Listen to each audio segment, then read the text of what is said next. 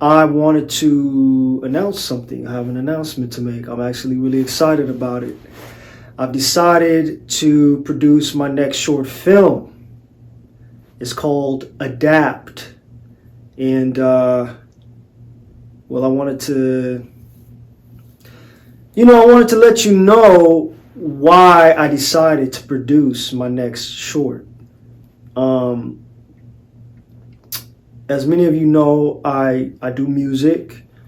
I'm also an actor, and I audition just like every other actor. And I came up with this idea to produce this short film. And I've done some pretty cool things. This year I got to do a scene with Joseph Gordon-Levitt. I've had small roles where I've got to work with Michael B. Jordan. I've got to work with Spike Lee. So, and those have been really, really dope experiences. But, I've been doing this for a minute, and I find that most of the characters that I audition for or that I play are just simply characters to move the story along. You know what I mean? It's like, I don't know, the main character discovers somebody's dead in a hotel, and then your character comes in and takes a statement. Or, you know what I mean? Something like that. Like, just characters to just move the story along. Nobody remembers you. Nobody cares about you. Let's just move it along, move it along, move it along. So, I mean, after a while of doing that, it can be kind of artistically unfulfilling. You know what I mean? It's actually why I don't really audition a lot for commercials, which drives every agent crazy, including mine. And, because they're in the business of making money, and they're in the business of, actors are in the business of acting, right? So it's like, but for me, I don't really act for money. I act because I want to tell a story. Because there's something about the story, or there's something about the character that excites me or inspires me. You know what I mean? I don't act just because I want a job. Like I have a 9 to 5. You know what I mean? I do acting because there's some kind of story I want to tell.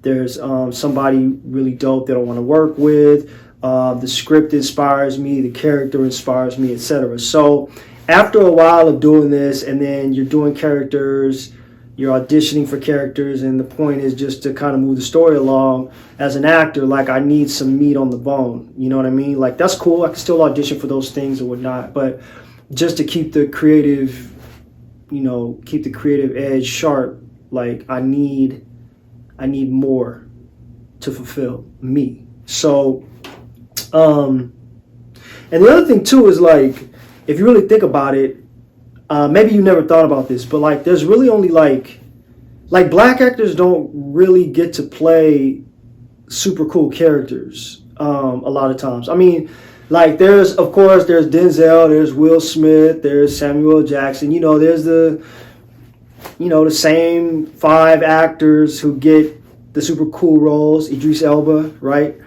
But if you really think about it, most of the roles for black men are, we don't get to play like the wizards, the Roman soldiers, you know what I mean? The kind of, we don't get to play a lot of the superheroes. Thank God for Black Panther, which is a recent thing, but mainly if you're a black male actor, at least traditionally, you had to play a cop, a school teacher, a doctor, and then of course the common tropes, the slave, the civil rights leader, the athlete, historical figure, whatever. You know what I mean? But so I do kind of feel like sometimes it's frustrating, just the type of roles that I see black actors get to play versus white actors who get to play archaeologists and wizards and you name it, right? All over the map. And so I feel like black actors tend to play very kind of normal, grounded, human roles, which is cool. That's dope. But anyway, um, so I decided to produce my short called Adapt. I've produced a lot of my music videos. I produced a short called Studio 12. I really enjoy it. I enjoy the creative process. I enjoy the collaboration. I enjoy the kind of the feeling of like climbing up a mountain, right? You start with this idea and then you got to put it together. You got to bring in all these different people with all these different backgrounds and talents. And you have to try to pull something together to make something work, right? To make something cohesive and make something dope. And it's a really, really hard thing to do.